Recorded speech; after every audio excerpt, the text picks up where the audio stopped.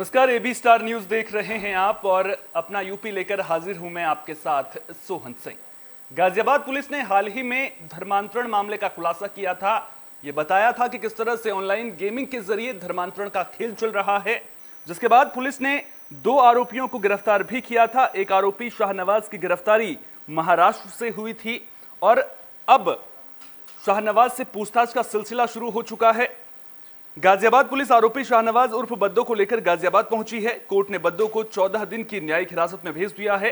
दरअसल 30 मई को थाना कविनगर में जैन परिवार की ओर से एक तहरीर दी गई थी, जिसमें यह बताया गया था कि ऑनलाइन गेम खिलाने के नाम पर उनके बच्चे का ब्रेन वॉश करके धर्म परिवर्तन के लिए उकसाया जा रहा है। उनके बच्चे ने अपने धर्म को छोड़कर दूसरे धर्म की बातें करना शुरू कर दिया था और उसकी एक्टिविटी भी बदल गई थी। इतना ही नहीं, बच्चा मस्जिद में जाकर नमाज पढ़ने लगा था। जब पुलिस ने मामले की जांच की तो 3 और ऐसे ही मामले सामने आए थे, जिसके बाद पुलिस ने मामले में एक मौलवी को गिरफ्तार किया था। वहीं पकड़े जाने के डर से शाहनवाज उर्फ बद्दो फरार हो गया था, जिसके बाद महाराष्ट्र से बद्दो की गिरफ्तारी हुई। शाहनवाज मकसूद उर्फ बद्दो को ट्रांजिट रिमांड पर गाजियाबाद लाया गया। पूछताछ के बाद बद्दो को न्यायालय में पेश किया गया, जिसे 14 दिन की न्यायिक हिरासत में भेज दिया गया है। दिनांक 30 मई को थाना कविनगर पे विधि विरुद्ध धर्म संपरिवर्तन प्रतिषेध अधिनियम के अंतर्गत एक अभियोग पंजीकृत किया गया था, जिसके मुख्य आरोपी बद्दो उर्फ शहनवाज को कविनगर पुलिस द्वारा महाराष्ट्र से गिरफ्तार कर ट्रांजिट रिमांड पर ले आया गया था। आज पूछताछ के उपरांत उनको सक्षम न्यायालय के समक्ष प्रस्तुत करके 14 दिनों की न्यायिक हिरासत में भेजा गया है। बीजेपी सरकार के 9 साल पूरे होने पर देश भर में कार्यक्रमों का आयोजन किया जा रहा है, जिसमें बीजेपी के नेता सरकार की उपलब्धियां गिनवाते हुए नजर आ रहे हैं। उसी कड़ी में कृषि मंत्री नरेंद्र तोमर बलरामपुर पहुंचे थे। इस दौरान उन्होंने मोर्चा सम्मेलन का आयोजन किया था, जिसमें उन्होंने शिरकत की। इस दौरान कार्यकर्ताओं के साथ बातचीत करते हुए कृषि मंत्री नरेंद्र सिंह तोमर नजर आए। उन्होंने सीधे तौर पर 2024 के लोकसभा चुनावों को लेकर कार्यकर्ताओं को अहम दिशा निर्देश दिए। सीधे तौर पर कहा कि जो भी योजनाएं सरकार चला रही है, उन योजनाओं की जानकारी को सोशल मीडिया के जरिए या फिर दूसरे माध्यमों के जरिए जनता तक पहुंचाया जाए, ताकि गरीबों को योजनाओं का फायदा मिल सके। जिन लोगों को उन योजनाओं की जरूरत है, उन तक वो योजनाएं पहुंच सकें। और कार्यकर्ताओं को सीधे तौर पर यह भी निर्देश दिए गए कि बीजेपी के जनाधार को किस तरह से और मजबूत करना है। एक तरह से आप कह सकते हैं कि कृषि मंत्री नरेंद्र सिंह तोमर यहां कार्यकर्ताओं में जोश भरते हुए नजर आए।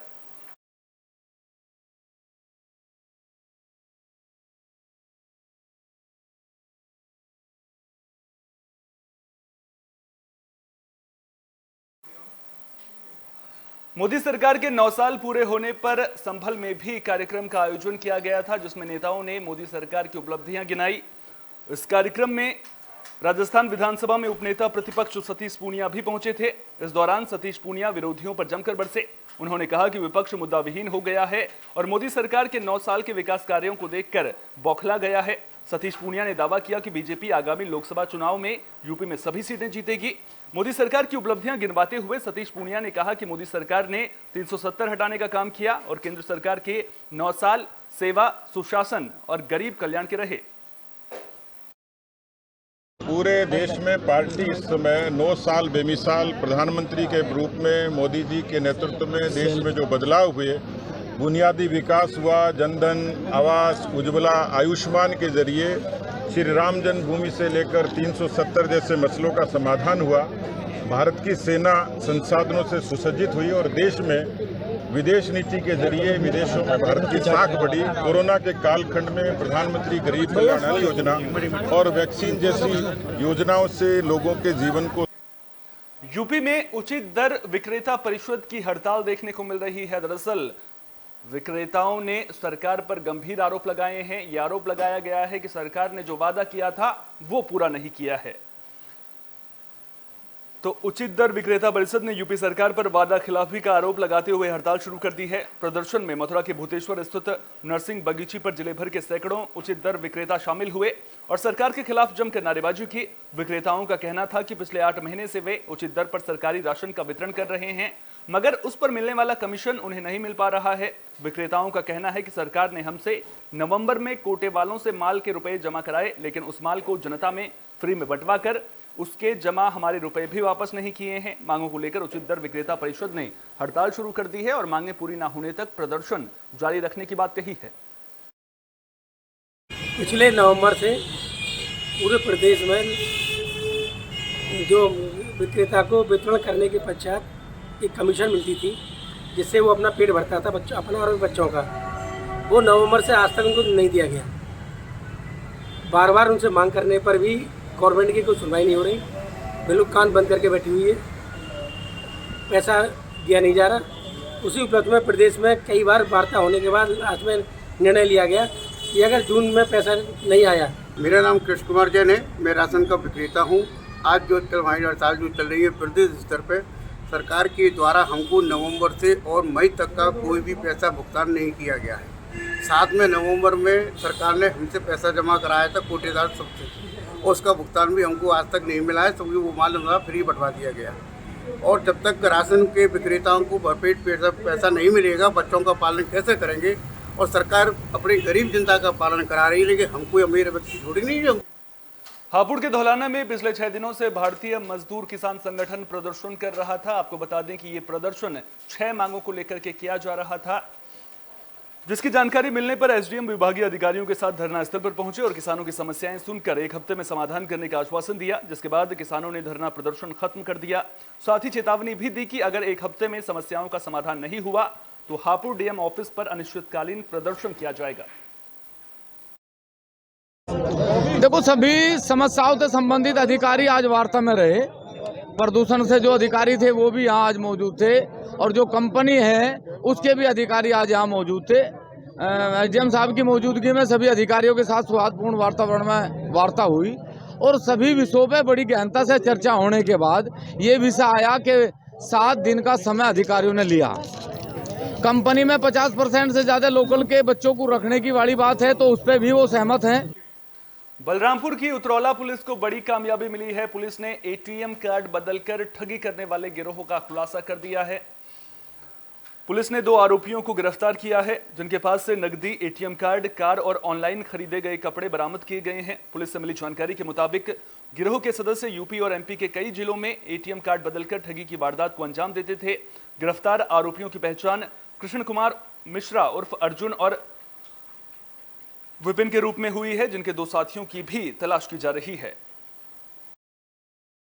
कोतवाली उतरौला थानाध्यक्ष व उनकी टीम के द्वारा एक बहुत अच्छा अंतर जनपदीय गैंग का वो किया है, खुलासा किया है, जिसमें इस गैंग में 4 सदस्य हैं और इनके द्वारा इनका बेसिक मोडस ऑपरेंडी ये है कि ये एटीएम में जाकर और ऐसे लोगों को आइडेंटिफाई करते हैं जिनको एटीएम कार्ड इस्तेमाल करने नहीं आता है, और उसी दौरान ये इनको सिखाने के दौरान उनका पिन नंबर जान लेते हैं और एटीएम स्वैप कर लेते हैं। उसके बाद इस एटीएम का उपयोग ये अलग से रुपए निकालने में या शॉपिंग। फिरोजाबाद पुलिस को बड़ी कामयाबी मिली है। पुलिस ने छात्रा की हत्या की गुत्थी को सुलझा लिया है। आपको बता दें कि ये पूरा मामला टूंडला थाना इलाके का है। जानकारी के मुताबिक छात्रा के प्रेमी ने 3 जून को छात्रा के साथ शारीरिक संबंध बनाने के दौरान उसके आपत्तिजनक फोटो खींचे थे। बाद में उसने वे फोटो अपने दोस्त सौरभ को दिखाए, जिसके बाद सौरभ उन आपत्तिजनक फोटो को लेकर छात्रा को ब्लैकमेल कर रहा था। उसने छात्रा को मिलने के लिए गांव के बाहर बुलाया। जब छात्रा सौरभ से मिलने पहुंची तो सौरभ के साथ उसका दोस्त राहुल भी मौजूद था। इस दौरान दोनों ने छात्रा के साथ दुष्कर्म की कोशिश की, लेकिन जब छात्रा ने विरोध किया तो पहचान उजागर होने के डर से उसकी गला घूंटकर हत्या कर दी गई और आरोपी मौके से फरार हो गए। पुलिस ने मामले में छात्रा के प्रेमी पवन और दोनों आरोपियों सौरभ और राहुल को भी गिरफ्तार कर लिया है। पुलिस कानूनी कार्रवाई में जुट गई है। 10 जून को टूंडला क्षेत्र में एक बालिका के शव मिलने की सूचना प्राप्त हुई थी। इस सूचना पर तत्काल वहां पर वरिष्ठ अधिकारीगणों द्वारा मौका का मुआयना किया गया था। उसके बाद परिजनों से तहरीर प्राप्त करके धारा 302, 376, 3/4 पॉक्सो अधिनियम में अभियोग पंजीकृत कराया गया था। इसके लिए 3 टीमों का गठन किया गया था, जिसमें थाना टूंडला की पुलिस, एसओजी तथा सर्विलांस टीम लगाई गई थी। उनके अथक प्रयास से घटना का अनावरण किया गया है। इसमें 3 अभियुक्त प्रकाश में आए हैं। एक का नाम। बुलेटिन में बात शाहजहांपुर की भी कर लेते हैं, जहां व्यापार मंडल के ऑफिस में कार्यक्रम का आयोजन किया गया था। आपको बता दें कि यहां पर उद्यम रजिस्ट्रेशन कैंप का आयोजन किया गया था, जिसमें 50 से ज्यादा व्यापारियों ने रजिस्ट्रेशन कराया। कैंप का उद्घाटन जिला उद्योग केंद्र के उपायुक्त अनुराग यादव और व्यापार मंडल के महानगर अध्यक्ष सचिन बाथम ने किया। जिला उद्योग केंद्र के उपायुक्त अनुराग यादव ने कहा कि कैंप के जरिए हर व्यापारी को योजनाओं का लाभ दिया जा रहा है। इसमें व्यापार मंडल पूरा सहयोग कर रहा है। व्यापार मंडल के महानगर अध्यक्ष सचिन बाथम ने कहा कि जिला उद्योग केंद्र के उद्यम रजिस्ट्रेशन अभियान के तहत व्यापारियों को रजिस्ट्रेशन कराने के कई फायदे मिलेंगे, क्योंकि ये जो योजना है वो केंद्र सरकार ने व्यापारियों के हित में चलाई है, जिसमें 5 लाख तक का निःशुल्क बीमा, टेंडर में EMD, अनुभव, टर्नओवर में छूट के साथ भारत सरकार की विभागीय खरीद में कोटा आरक्षित में छूट मिलेगी। 15 जून तक ये इसका एक पखवाड़ा चल रहा है, रजिस्ट्रेशन का उद्यम रजिस्ट्रेशन का पखवाड़ा चल रहा है। उसके अंतर्गत व्यापार मंडल ने उद्योग केंद्र के सहयोग से ये व्यापार मंडल कार्यालय पर कैंप लगाया है और इसमें अधिक से अधिक व्यापारियों से आह्वान किया है कि जिनके उद्यम सर्टिफिकेट नहीं बने हैं वो अपना सर्टिफिकेट निःशुल्क बनवा लें। और इसमें काफ़ी लाभ गवर्नमेंट दे रही है, जिसमें आपका 5 लाख का बीमा भी है और कोई अगर आप लोन लेते हैं किसी बैंक से तो उसमें भी आपको 1% की छूट है और कई सब्सिडियाँ वगैरह हैं जो इसमें दी जा रही हैं, विभाग के अधिकारियों ने इसमें बताया। तो मैं अपना परिचय देना चाहूँगा। मैं जोगेंद्र सिंह, अपर सांख्यिकी अधिकारी, जिला उद्योग केंद्र शाहजहाँपुर से हूँ और यहाँ जो है वो उद्यम रजिस्ट्रेशन हेतु कैंप लगाया गया है, जिसमें हमारा जो सहयोग किया जा रहा है वो व्यापार मंडल के जो उद्यमी हैं उनके द्वारा किया जा रहा है। इसमें हम जो है ना रजिस्ट्रेशन करा रहे हैं, उद्यम रजिस्ट्रेशन। उसमें जो भी कैंडिडेट है उद्यम रजिस्ट्रेशन कराएंगे उनको 5 लाख रुपये तक का बीमा है, प्लस फैसिलिटेशन काउंसिल की सुविधा है। यानी कि कोई उद्यमी है और उसका माल भेजा, उसने अगर 45 दिन के अंदर उसका पेमेंट नहीं हो पाता। बुलेटिन के आखिर में बात महोबा की भी कर लेते हैं, जहां ठीक वहा गांव की गौशाला में अचानक से आग लग गई थी। जब गौशाला से उठता धुआं ग्रामीणों ने देखा तो मामले की जानकारी दमकल विभाग को दी गई। दमकल विभाग की टीम ने कड़ी मशक्कत के बाद आग पर काबू पाया। इस दौरान गौशाला में फंसे करीब आधा दर्जन जानवरों को अग्निशमन विभाग की टीम ने बाहर निकाला। आगजनी में गौशाला में जानवरों के लिए रखा भूसा जलकर राख हो गया है। आज दिनांक 13 तारीख को समय 12:25 पे हमारे फायर स्टेशन में MBT में सूचना प्राप्त हुई कि ग्राम दिगवाहा में थाना श्रीनगर में गौशाला में आग लगी हुई है। इस सूचना पे मैं स्वयं और अपने फायर टेंडर के साथ मौके पे तुरंत जाकर पहुंचा। वहां देखा कि काफ़ी मात्रा में वहां भूसा एकत्रित था जिसमें आग लगी हुई थी।